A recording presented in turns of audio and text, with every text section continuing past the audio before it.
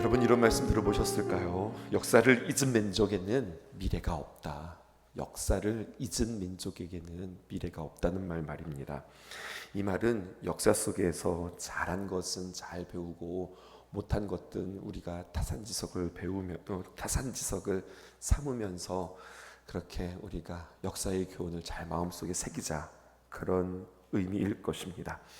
우리들이 계속해서 지금 예레미야 애가 말씀을 보고 있으면서 유다 민족들을 향한 하나님의 진노와 그리고 심판을 우리가 보고 있고, 진노와 심판 가운데 울고 있는 예레미야 애가를 우리는 보게 되어지는 겁니다. 여러분, 이 진노의 심판을 보시면서 여러분 어떤 생각이 드실까요? 예레미야 애가뿐만 아니라 여러분, 우리가 성경 전체를 읽으면서 우리는 어떤 생각을 가지고 성경을 읽어야 할까요? 나도 저렇게 살아가야 되겠다. 아니면 난 저렇게 살아가지 말아야지. 이렇게 읽고 있으실까요? 그러면 여러분 우리는 성경책을 그렇게 읽는다면 그것은 성경을 읽는 것이 아니라 역사책을 읽는 겁니다. 다시 말하여서 성경을 역사책 수준으로 우리가 읽는다는 거죠. 우리는 성경을 읽고 우리가 본받아서 살아내야 할 그런 어떤 위인전이나 역사책 정도의 책이 아닙니다. 당연히 성경은 우리에게 우리의 삶의 교훈을 줍니다. 또 우리는 그 성경이 우리에게 주는 교훈대로 또 지혜대로 우리는 살아가야 되는 것 맞습니다. 하지만 여러분, 성경은 무엇인가?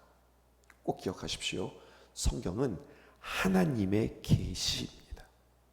하나님의 계시라 하면, 다른 말로 이야기하면 여러분, 하나님이 누구신가를 창세기로부터 시작해서 요한계시록까지 우리에게 말씀해주고 계신 것이 바로 성경책입니다.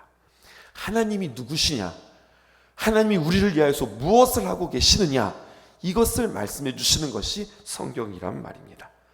이러한 맥락에서 우리가 예레미야 애가를 읽는 것도 그냥 단순히 슬픈 생각, 맞아, 이스라엘 백성들을 살아가게 되면 이렇게 망하게 돼, 이렇게 망하면 우리는 이렇게 울 수밖에 없어, 이 정도의 교훈이 아니라, 이스라엘 백성들이 지금 나라가 망해서 울고 있는 그 울음을 보면서 우리는 이 눈물을 타산지석 삼자, 이런 뜻이 아니라, 여러분, 예레미야 애가도 무엇을 증거하고 있을까요? 무엇을 계시하고 있을까요? 하나님을 계시하고 있는 겁니다. 하나님이 누구신지를 우리에게 이야기하고 있는 겁니다. 그리고 하나님이 누구신가, 이것을 이야기할 때 동시에 또 한 가지 깨닫는 게 있는데, 하나님이 누구신가 라고 하는 그 말씀 앞에서, 그 하나님 앞에 나는 누구인가, 그 하나님 앞에서 나는 누구인가, 나를 발견하는 것, 이것이 성경을 읽는 아주 중요한 우리의 자세요, 시선이라는 겁니다. 그래서 우리가 아침에 이렇게 기도한 거예요. 하나님, 하나님의 귀한 말씀이 나의 영혼에 거울이 되게 하여 주옵소서. 하나님, 하나님의 이 말씀이 안경이 되어서 세상을 뚜렷이 볼 수 있는 참 아름다운 안경 될 수 있도록 도와주옵소서. 이렇게 우리는 기도하게 되어진 겁니다. 우리는 예레미야 애가에서 나타난 죄를 통하여서, 심판받는 유대 백성을 통하여서 누구 죄도 보아야 할까요? 나의 죄도 보아야 하고, 또 나뿐만 아니라 우리의 죄도 보실 수 있으셔야 하겠습니다. 그리고 그 결과가 어떠하게 참담한 결과로 나오는지를 우리는 미리 보는 겁니다. 그리고 이것을 진지하게 받아들이는 사람은 무엇이 소망이 될까요? 아니, 좀 더 정확하게 누가 소망이 될까요? 예수님이 나의 소망입니다. 이 고백을 하게 되어지는 겁니다. 다시 오늘 이 관점에서 우리 예레미야 애가를 다시 한번 만나볼게요. 그들의 죄가 무엇인지 보기 전에 오늘 성경은 그들의 죄의 결과가 무엇인지, 그 참담한 결과를 우리에게 이야기해 주고 있습니다. 1절은 제가, 2절은 여러분들이 읽어보실게요. 슬프다, 어찌 그리 금이 빛을 잃고 순금이 변질하였으며 성소의 돌들이 거리 어기마다 쏟아졌는고. 순금에 비할 만큼 보배로운 시온의 아들들이 어찌 그리 토기장이가 만든 질 항아리 같이 여김이 되었는고. 예레미야 선지자가 유다가 죄로 말미암아 망한 그 현실을 바라보면서 지금 울고 있고 탄식하고 있습니다. 그런데 뭐라고 이야기하냐면, 금이 빛을 잃고, 그러니까 여러분, 순금이 변질되었다라고 1절에 이야기하고 있습니다. 질문해 볼게요. 여러분, 금이 빛을 잃을 수 있을까요? 또 순금 말입니다. 순금이 변질되나요? 금이 소중한 까닭은 금이 변하지 않기에 소중한 거 아니겠습니까?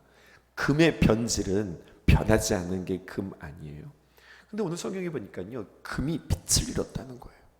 또 순금이 변질되었다는 거예요. 그러면 여러분, 금이 빛을 잃었고 순금이 변질되었다면 결론은 뭡니까? 금이 아니라는 거죠. 금이 아니라는 거예요. 혹시 여러분 도금이라는 거 아실까요? 도금. 금 색깔을 낸 거예요. 사실은 파헤쳐보면 금이 아니라고 하는 거죠. 또 여러분 2절 보니까 이렇게 표현되어 있습니다. 순금에 비할 만큼 보배로웠던 시온의 아들들이 이제는 무엇이 되었느냐? 토기장이가 만든 질항아리 같이 여김이 되었는고, 이렇게 이야기하고 있습니다.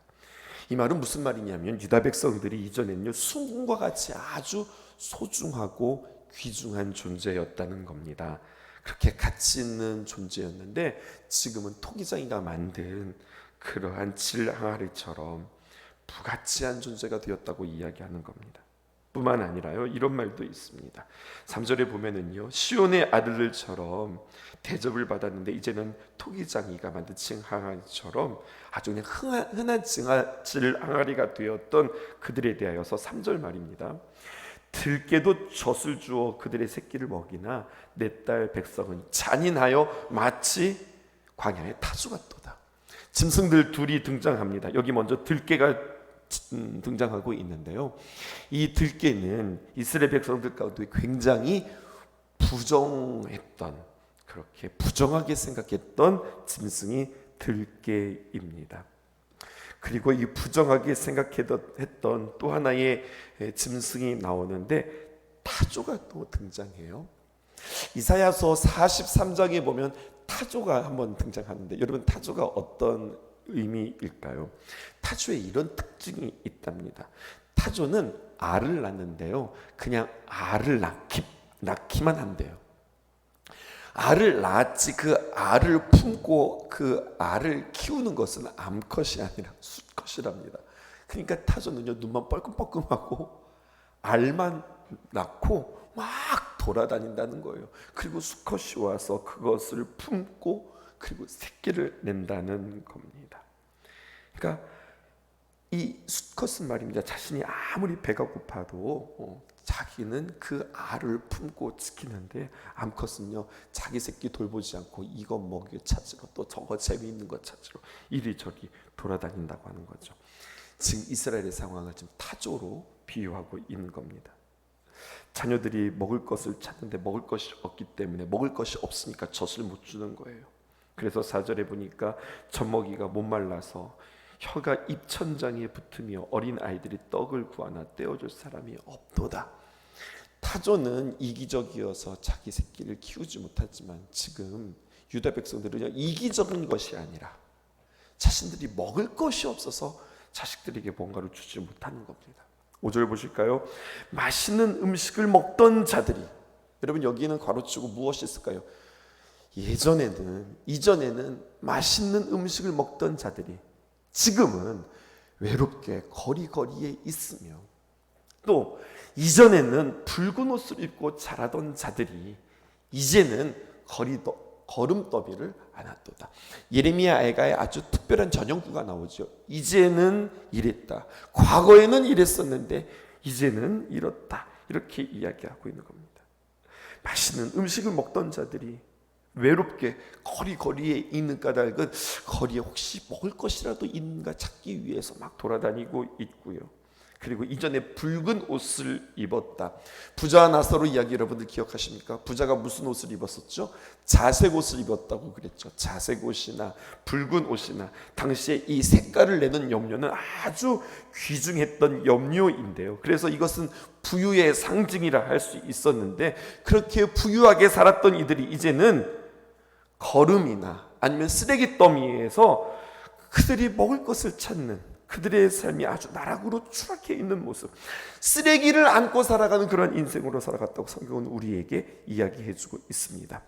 1절부터 시작해서 5절까지 이렇게 그들의 연약하고 불쌍하고 추한 이야기들을 쭉 열거하면서 왜 이렇게 되었는가? 죄의 결과다라는 겁니다.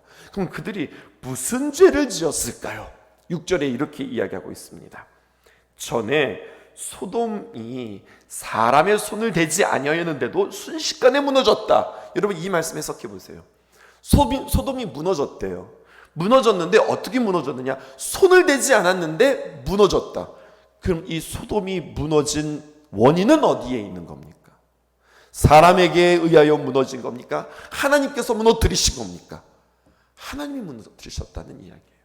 소돔이 망한 것은 사람의 손에 의하여서 어떤 전쟁에 의하여서 무너진 것이 아니라 오늘 성경은 손을 대지 않았는데도 무너졌다. 하나님께서 그들을 멸망시켰던 거예요. 그 이유는 무엇일까요? 이제는 내 딸 백성의 죄가 소돔의 죄악보다 무겁구나. 소돔이 그렇게 하나님 앞에 징계받고 무너진 까닭은 그들의 죄악 때문이구나. 근데 오늘 한 가지 사실을 더 알게 되어지죠. 그런데 무엇입니까? 내 백성의 죄가, 이 유다의 죄가 무엇보다도 더 무겁다는 겁니까? 소돔의 죄보다도 더 무겁다고 이야기하는 거예요. 소돔의 죄를 좀 생각해 볼까요, 여러분? 소돔과 고모라 할 때 그 소돔 말입니다. 창세기에 보면은요, 천사 둘이 룻을 찾아갑니다. 찾아갔는데 룻이 그 천사들을 보고서 대접하죠. 근데 여러분 그 당시에 관행이었죠. 나그네가 올 때 나그네를 잘 대접하는. 룻이 그들이 천사인 줄 알고 대접한 게 아니라 나그네인 줄 알고 대접을 했어요. 천사인 것은 나중에 알게 되었던 거죠. 나그네인 줄 알고 그들을 대접했는데, 그런데 이 사람들이 왔다면 사람의 눈으로 보였겠죠. 사람처럼 보였겠죠.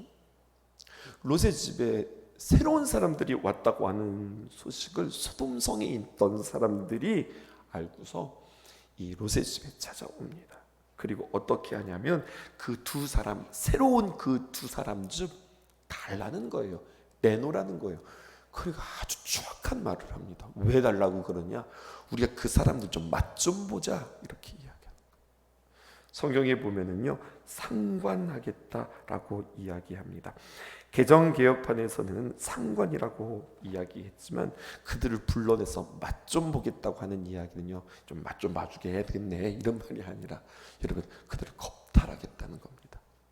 성을 분물하고 동성임에도 불구하고 새로운 사람들이 왔으니 이 새로운 사람들과 함께 육체적인 쾌락을 통해서 즐겨보자라고 이야기하는 거예요. 그런데 여러분, 이렇게 끔찍한 이야기들이 성경에 기록되어져 있는데 그 이야기, 그 참혹한 이야기보다 더 중요한 건 롯의 반응이 더 중요해요. 어떻게 이야기합니까? 롯이 이렇게 이야기해요. 안 된다고, 나그네를 줄 수 없다고, 안 줍니다. 그리고 누구를 내주죠? 아니, 이제 이해가 안 되는 거예요. 누구를 내주냐면 딸을 내줘요. 여러분 이 대목을 어떻게 생각하세요? 이상하지 않으세요? 사실 나그네를 달라고 할 때 딸을 내주는 게 아니라 나그네를 내주는 게 맞죠. 뭐 굳이 내놓는다면 여러분 나그네와 자신이 무슨 상관이 있어요? 그런데 롯은 나그네를 주지 않고 나그네들을 보호하기 위해서 누구를 내주는 겁니까? 딸을 내주는 거예요. 어떻게 이런 선택을 할 수 있을까? 한번 생각해 보는 거예요. 여러분 저도 딸이 있지만 내 딸을 내준다, 말도 안 되는 이야기예요. 성경은 우리에게 이것을 투영하고 있습니다. 성경의 메시지를 잘 들으셔야 돼요. 그것은 바로 무엇이냐면 딸을 내주었다라고 하는 이야기는 나중에 이것을 구속사적으로 해석을 한다면 무엇이냐면 나를 내주었다는 거예요. 딸을 내주었다고 하는 이야기는 나를 내주었다, 곧 자기 자신인 겁니다. 그렇게 상관없는 나그네를 대접하고 그리고 무엇을 하는 거예요? 그 나그네를 보호하기 위해서 자기 자신을 내어준 거예요. 앞에서도 이야기했지만 나그네와 롯은 아무 상관이 없습니다.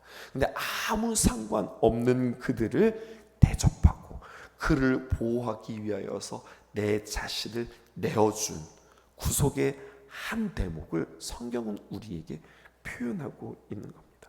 그런데 이와 대조적으로 누구를 우리에게 또 고발하고 있느냐? 소돔 사람을 우리에게 고발하고 있는 거예요. 소돔 사람들은 어떤 사람이냐? 상대방이 어떻게 되든 만든 누구만을 위해서 살아가는 사람들이에요. 자신만을 위해서 살아가는 거예요.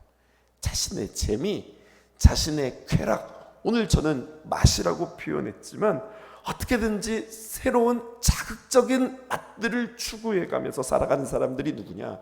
소돔 사람들이라는 거예요. 자기의 쾌락의 극치, 새로운 사람이 찾아오게 되어지면 그들을 맛보겠다고 하는 그런 쾌락을 즐기던 소돔 사람들. 그러므로 소돔 사람들은 누구냐? 자기만을 위해서 살아갔던 사람들의 아이콘입니다. 소돔이 무엇 때문에 멸망했다고요? 그 죄 때문에 멸망했다는 거예요. 소돔성에서는요, 이 두 인물을 우리에게 대조해서 보여주는 겁니다. 자기 희생하는 롯과 자기만을 위해서 살아가는 소돔성 사람들을 대조해서 보여주는 거예요. 그리고 하나님은 누구를 심판하십니까? 자기만을 위해서 살아갔던 그들을 멸망시키는 겁니다. 그런데 여러분 이렇게 생각할 수 있어요. 롯이 말입니다. 롯이 그렇게 착한 마음을 가지고 자신을 희생하는 그런 마음이었기 때문에 구원받았다. 우리가 이렇게 생각하는데 그것은 아닙니다. 롯은 자기만을 위해서 살아가는 사람들을 대조하기 위하여서 보여준 하나의 도구일 뿐이고, 그러니까 소돔성의 멸망은 결국 무엇 때문에 멸망한 걸까요? 하나님에 대하여서 자신의 만족과 쾌락만을 위해서 살아가는 사람들이 멸망한 것이고, 여러분, 그리고 그의 구원은 어떻게 이루어졌느냐? 그 롯의 희생을 통하여서 구원받은 것이 아니라 하나님께서 누구를 보내세요? 아브라함을 보내잖아요. 은혜로 인하여서 구원받았다는 이야기를 우리에게 강조하고 있는 겁니다. 그러면서 예레미야 애가를 보게 되어지면 이렇게 이야기하는 겁니다. 그 소돔의 이야기를 우리에게 다시 한번 상기시키면서 무엇을 보여주고 있느냐? 소돔의 죄악보다 누구의 죄악이 커졌다는 거예요. 유다의 죄가 더 크다. 소돔 사람들은 하나님을 몰랐던 사람들입니다.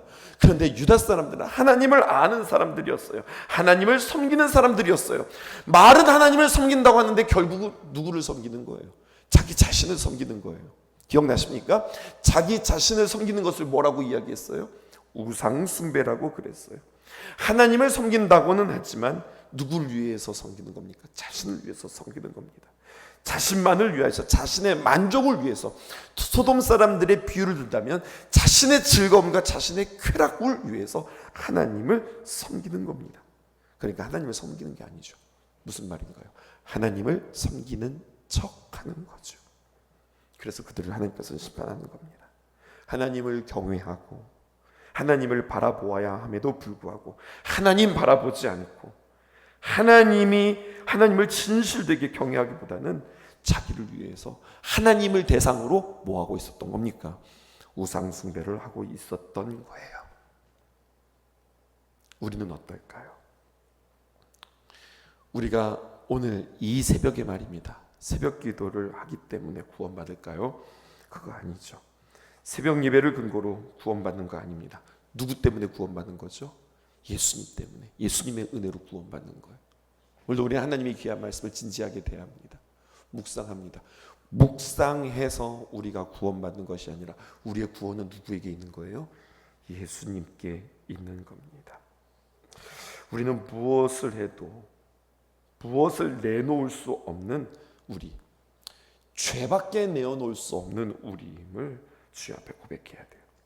하나님은 우리의 인생 속에서 죄만 짓는 사람이라고 하는 우리의 인생, 광야에서 이스라엘 백성들이 했던 일은 아무것도 없어요. 죄 짓는 일밖에 없었어요. 뭔가 대단한 것을 한 것이 아닙니다.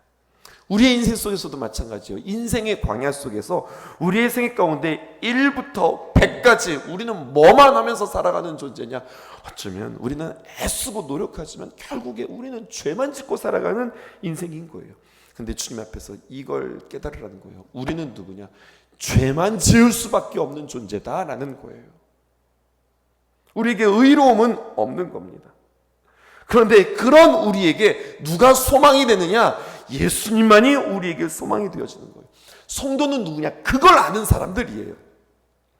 우리가 애쓰고 우리가 노력하지만, 그래서 우리가 뭔가 기가 막히게 대단한 것을 하는 것이 아니라, 우리가 뭔가를 아무리 열심히 하려고 해도 우리는 그냥 망치는 것밖에 없고, 우리가 하는 것은 죄밖에 없어.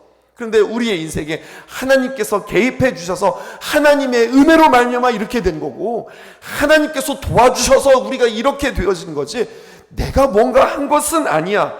그러므로 예수님만이 우리의 소망이야. 이것을 고백할 수 있는 사람들이, 이게 바로 그리스도인들이라는 거예요. 여러분, 이 말씀이 그런가 보다가 아니라 정말 그러하심을 여러분들 믿으실 수 있기를 바라요. 예수님이 우리의 소망이십니다 라는 것을 믿을 뿐만 아니라, 나에게는 소망이 없습니다, 이것도 믿으실 수 있는 저와 여러분 되었으면 좋겠습니다.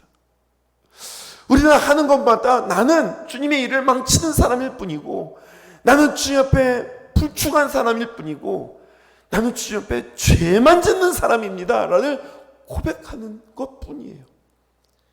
잘 들으셔야 됩니다. 죄만 지어서 어떻게 하려고, 그렇게 죄만 짓는 내가, 그렇게 죄만 짓는 나를 보고 나를 이해하고 누구를 찾는 거예요? 예수님을 찾는 거예요. 그래서 뭐라고 이야기해요? 내가 하는 것은 다 망치는 것뿐이고, 그래서 나에게 필요한 것은 오직 예수님 뿐입니다. 예수님만이 나의 소망입니다. 그러니 난 예수님이 필요합니다. 예수님이 나의 삶을 도와주셔야 합니다. 이 고백을 하면서 살아가는 것이 바로 그리스도인들이라는 겁니다. 우리의 실체를 고발하고 있어요. 다시 7절에서 10절입니다. 교독해 볼게요. 전에는 존귀한 자들이 몸의 눈보다 깨끗하고 젖보다 희며 산호들보다 붉어 그들의 윤택함이 갈아서 빛낸 청옥 같더니, 이제는 그들의 얼굴이 숯보다 검고 그들의 가죽이 뼈들에 붙어 막대기같이 말랐으니 어느 거리에서든지 알아볼 사람이 없도다. 칼에 죽은 자들이 죽여 죽는 자보다 나음은 토지 수산이 끊어짐으로 그들을 찔림받는 자들처럼 점점 쇠약하여 감이라. 내 백성이 멸망할 때에 자비로운 부녀들이 자기들의 손으로 자기들의 자녀들을 삶아 먹었도다. 그 사람을 알려면 어떻게 하라고 그랬죠? 그와 함께 여행을 한번 가보라고 그렇게 이야기합니다. 여행을 가면 그 사람이 어떤 사람인지 좀 알 수 있다는 거예요. 그 말이 이런 말이에요. 여행을 가다 보면 우리의 모든 계획대로 되어지지 않거든요. 우리 인생이 그런 거잖아요. 여행을 가다 보면 갑작스러운 일들을 만나게 되어집니다. 당황스러운 일들을 만나게 되어져요. 그리고 예기치 않았던 일들을 우리가 함께 마주하게 됩니다. 그때 예상치 못한 일들을 만날 때, 갑작스러운 일들을 만날 때, 뭔가를 잊어버렸을 때, 곤혹스러울 때, 그때 반응하는 그 사람이 사실은 진짜예요.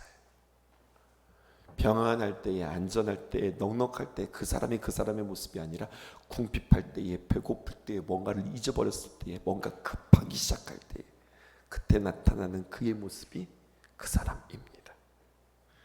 여러분, 이스라엘 백성들이 지금 어떤 상황입니까? 바벨론이 침공해서 예루살렘은 18개월 동안, 1년 6개월 동안 딱 포위되었어요. 그러니 제한된 자원, 그 예루살렘 성 안에 있었던 것 그것만 가지고 먹고 살아가야 되는 사람들이었어요. 코로나 시절 여러분들 기억하세요? 우리 그 코로나 시절을 어떻게 버텨냈죠? 그래도 우리에게는 진짜 배달의 민족이에요. 배달 음식을 갖다가 공수해가지고 먹으면서 우리는 살았던 거잖아요. 꼼짝도 못하던 시절 말입니다. 그것을 좀 더 연상해 볼 수 있겠어요. 제한된 자원 가운데 딱 갇혀 있으니 어떻게 되는 겁니까? 점점 급해지기 시작하는 거죠. 점점 없어지기 시작하는 거죠. 사람들이 점점 죽어가기 시작합니다. 여러분, 오늘 성경에 나와 있는 우리 7절부터 시작해서 10절에 나와 있는 이 이야기, 참혹한 이야기들은 어떤 상징이 아니라 여러분, 사실입니다. 역사가 이것을 증언하고 있습니다. 정말 이들이 자식을 잡아먹는 일들이 그들 가운데서 일어났던 거예요. 언약의 말씀대로, 신명기의 말씀대로 그대로 성취되어지는 겁니다. 이렇게 되어지면 결국 누구밖에 모르는 거예요? 이러한 다급한 상황들이 벌어지면 누구밖에 모르는 거예요? 자기밖에 모르는 겁니다. 심지어 자기 자식까지도 잡아먹을 수 있는 것이 사람이라고 성경은 우리에게 고발하는 거예요. 여러분, 우리가 하나님의 영광을 위해서 살고 있는가? 나만을 위해서 살고 있는가?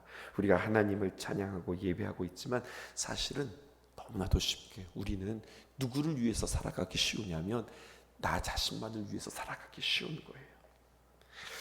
하나님이 원하시는 100점짜리 인생을 우리는 살아갈 수 없어요.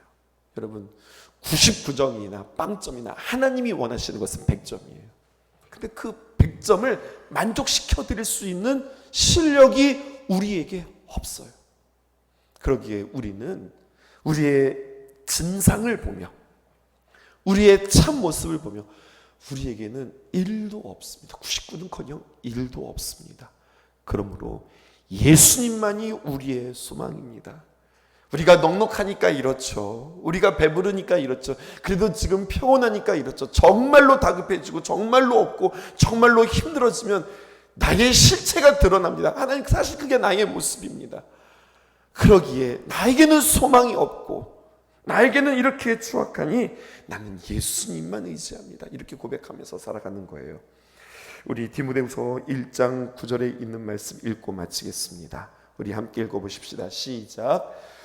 하나님이 우리를 구원하사 거룩하신 소명으로 부르심은 우리의 행위대로 하심이 아니요 오직 자기 뜻과 영원 전부터 그리스도 예수 안에서 우리에게 주신 은혜대로 함이니라 하십니다. 아멘이시지요. 예수 안에서 우리에게 주신 은혜대로 하나님께서 행하시는 하나님의 귀한 은혜가 우리 가운데 있는 겁니다. 100점이 될 수 없다. 그냥 우리는 이렇게 절망하는 것이 아니라 예수님의 소망이기에 우리는 어떻게 표현하느냐? 100점을 향하여서 우리는 달려간다. 사도 바울이 고백했던 것처럼 표대를 향하여서 달려가는 그러한 우리. 나의 힘으로 뭔가를 완성하는 것이 아니라 이렇게 나에게는 절망할 수밖에 없으니 우리 예수님과 함께 하나님의 귀한 은혜로 말미암아 우리는 100점을 향하여서 끊임없이 달려가는 존재. 나 자신으로는 주님이 없으면 난 아무것도 할 수 없는 존재. 그러기에 오늘도 주님 앞에 이 사실을 믿고 하나님을 믿을 뿐만 아니라 나도 믿었으면 좋겠습니다. 나의 가능성을 믿는 것이 아니라 나의 가능 없음을 믿고 인정하며 주님 앞에 달려가는 저 여러분을 되어지는 귀한 새벽 되어지기 바랍니다. 기도하겠습니다. 그대 폭풍 속을 걷고 있을 때 비바람을 마주해야 할 때 불빛조차 보이지 않아도 그대 혼자 걷지 않을 거예요. 두려움 앞에서 하늘을 보아요. 외로운 그대여 걱정 마요.